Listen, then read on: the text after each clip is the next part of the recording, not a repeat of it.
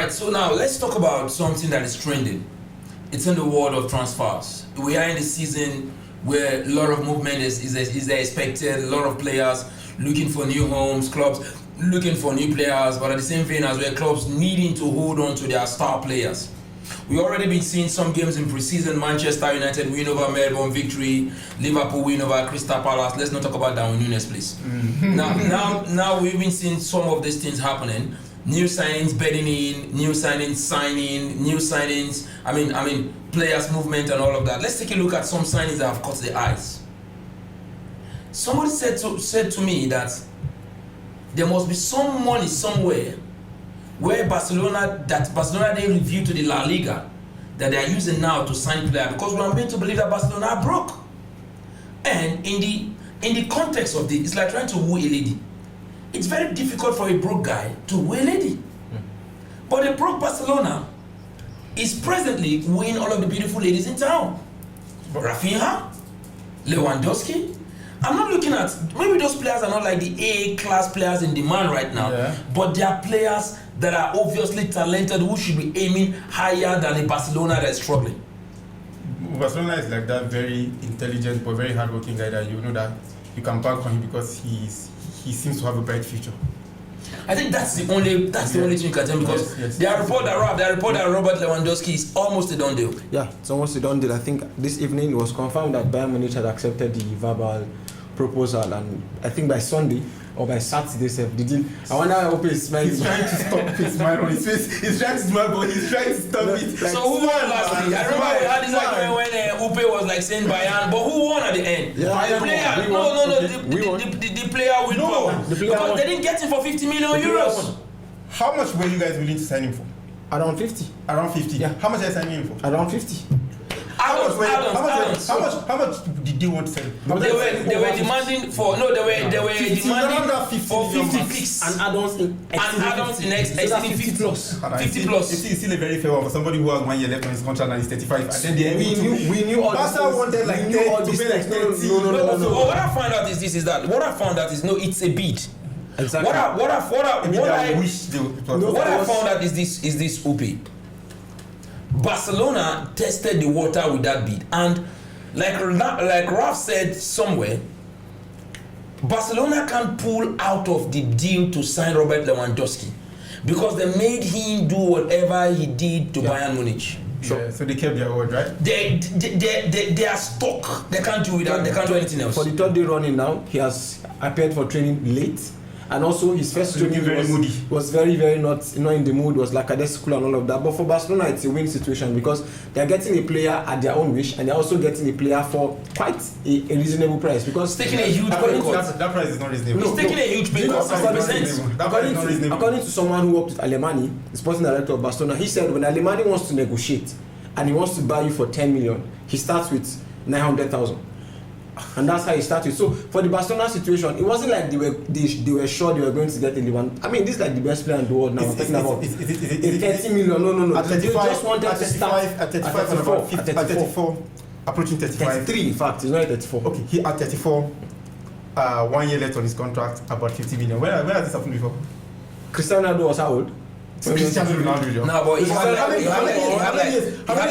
had like 3 more years to go on this deal. But he was sold for 100 million. He was 100 million. Come on, man. You want to compare 100 million? See, and then won't you recoup the 100 million for Cristiano? If you want to compare the commercial impact Cristiano Ronaldo will have. Do you know the commercial impact Lewandowski will have on Barcelona right now? He will not have 20% of the impact. Name 4 players right now that are better than Lewandowski. No, I'm not talking about that. I'm talking about economic impact. Lewandowski will not have 20% of the economic impact Ronaldo would have. So paying 100 million for Ronaldo is a big bargain. Barcelona is a very big brand. Not just in Spain, but in the whole world. Now, Barcelona has always been looking for a name that they are going to hold on to. You see, in terms of brand, a superstar name. Very little to the Barcelona brand. Do you know? Lewandowski will do very little to the Barcelona brand. Do you know Pedri's shirt sales has skyrocketed. He's like in the top 3 shirt sales of this year. Lewandowski will do very little. He's an unknown player. Lewandowski will do very little to the brand of Barcelona. Unlike Cristiano. The day Cristiano Ronaldo. He's the first player that will be unveiled in the Camp Nou. In like a year.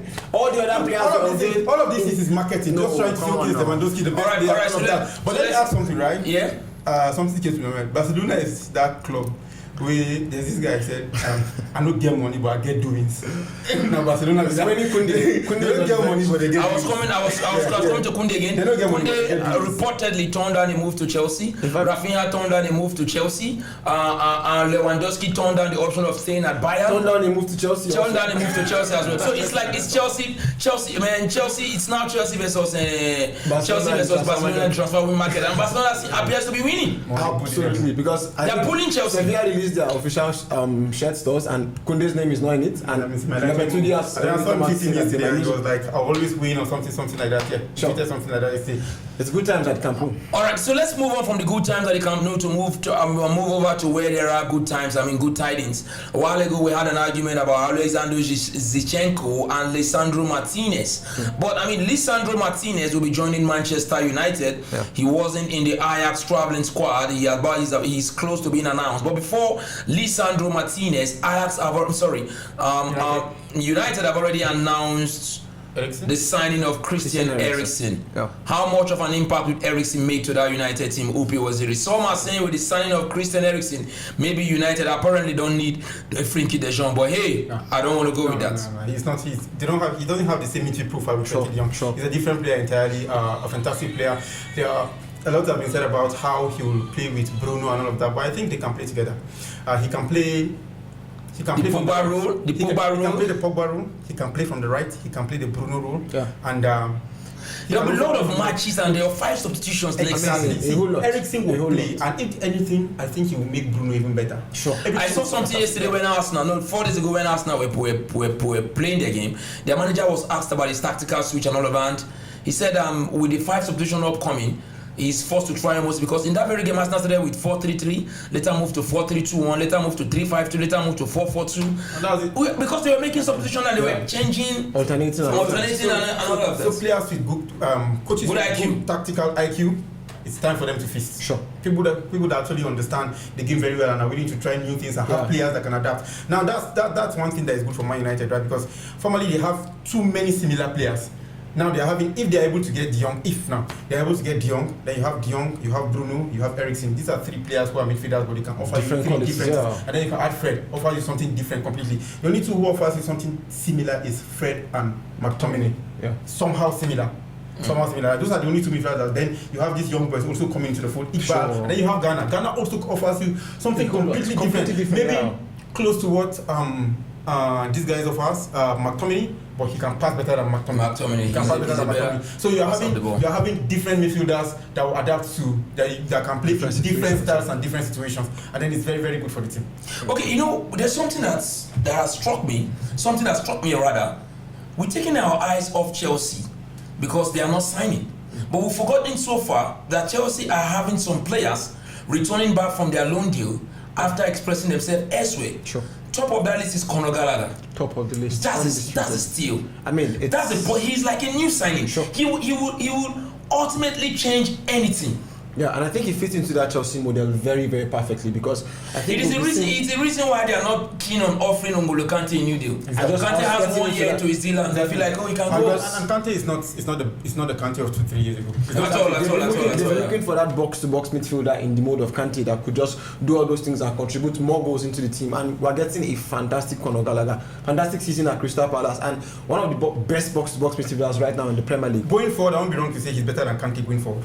No, you won't be wrong. He's a lot better. And then in terms of intensity, he's like a pressing monster. He's a pressing monster. And he doesn't just do it with his feet, he does it with his head because he knows how to intercept the ball, not just run around, but he's fantastic. He doesn't just chase shadows. It's not the McTominay style of Okay, so now imagine if Chelsea were signing Conor Gallagher from another team. People would have said, whoa, that's a steal. Sure. But because the returning player, his return has gone under the radar. And nobody's even talking Exactly. at all. I don't know. But that guy will have an influence in the Chelsea team. He was one of the better players in the Premier League last season. And I think Better you unleash the likes of Kai Havertz, the likes of Mason Mount, and also the likes of Kovacic in a large role because Kovacic, we found out that playing the box-to-box role for Kovacic is something he struggles with in terms of the energy, in terms of the pressing. But when you have a Conor Gallagher by your side, I mean, you just allow the Kovacic to just be the flair and the directness, and then you have a Conor Gallagher always like the engine room of that team, and he moves. And then you're also seeing a Jorginho who also wants an engine room around him. And I think Gallagher will make everybody in that midfield work. And he will bond them because Jorginho can sit at the base of the midfield, and then you are playing behind two good ball carriers, Exactly. Kovacic and Gallagher. Armando Broja is back. He was a revelation at Southampton last season. He was.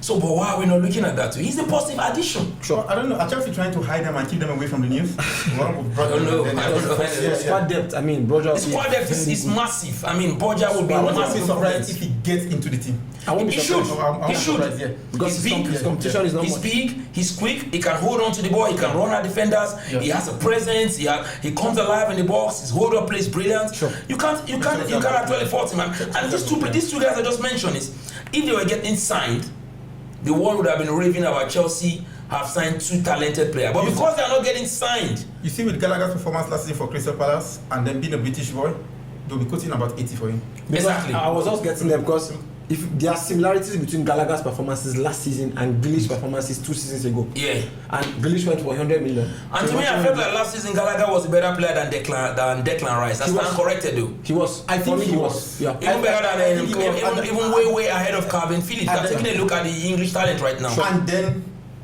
Declan Rice is being quoted for 150. Just 150. imagine how much else would have coughed up. Probably the only time we're looking at him.